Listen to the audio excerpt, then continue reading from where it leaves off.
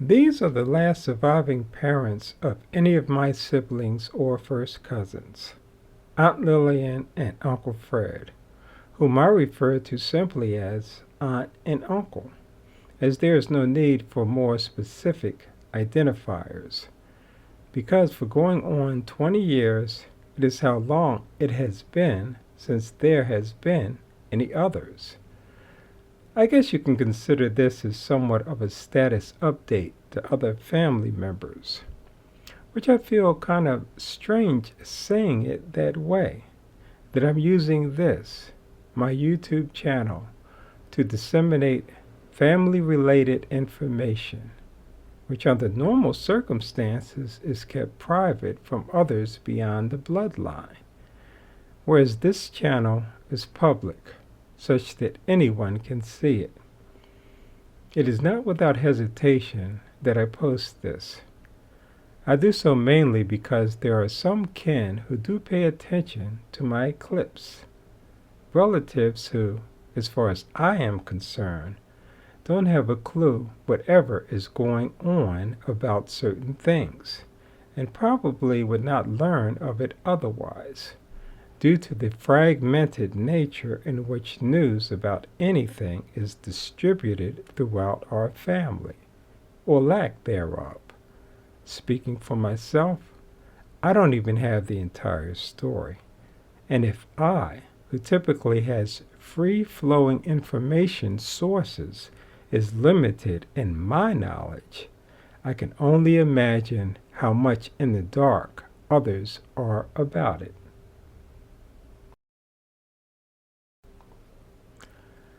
The last time I've seen Aunt and Uncle to actually lay eyes on them was 5 years ago.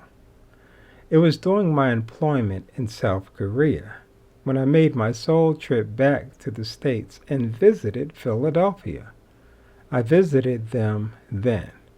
Of course I would visit them, due to the fact that they have always been high on my list of people to see. In the time frame since I've returned to live in Philadelphia, I've never seen them, not once. I've only spoken to them on the phone.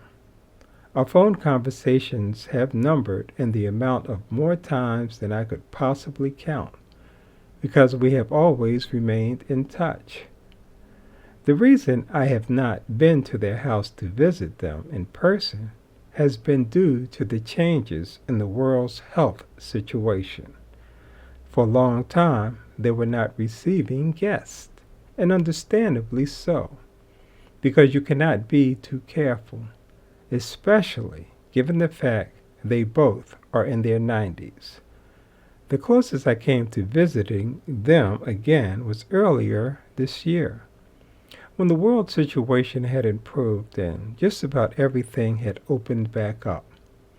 It was actually Randall who came up with the idea, mentioning it to both Carlton and me. How's about us going up together to visit Aunt and Uncle? He had spoken to them both about it, and they cleared the visit. Initially, I was on board with it, agreeing to go with the cousins. But after giving it some thought, I changed my mind and bowed out, not wanting to dissuade the others from carrying through with their visit. I just said I was not going.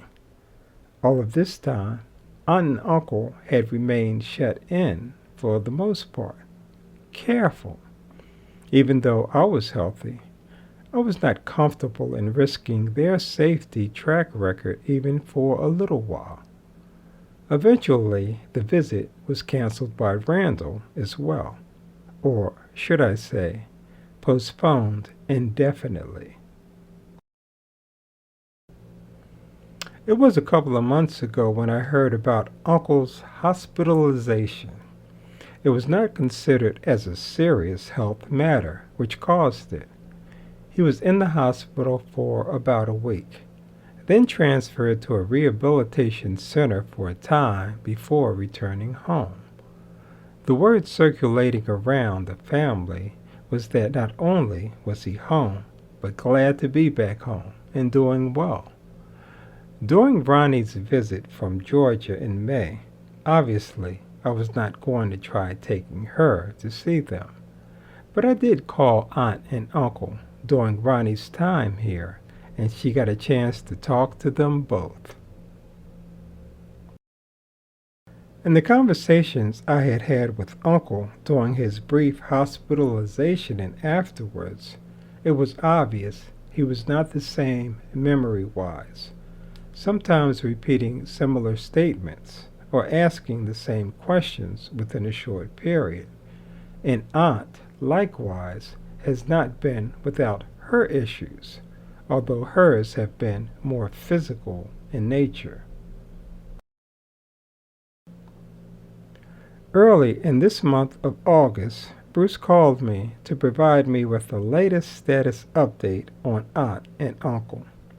At the time of his call, he said they both were in a nursing home. My conversation with Bruce did not last long enough for me to receive more details, such as if they both resided within the same nursing home or different ones. Other things were not specifically stated, but understood, such as my assumption that their nursing home stays are not temporary.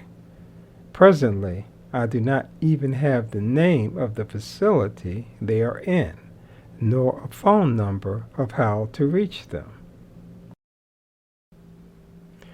As some of you are aware, I've been the majority of this year without a car, with expectations that will soon change.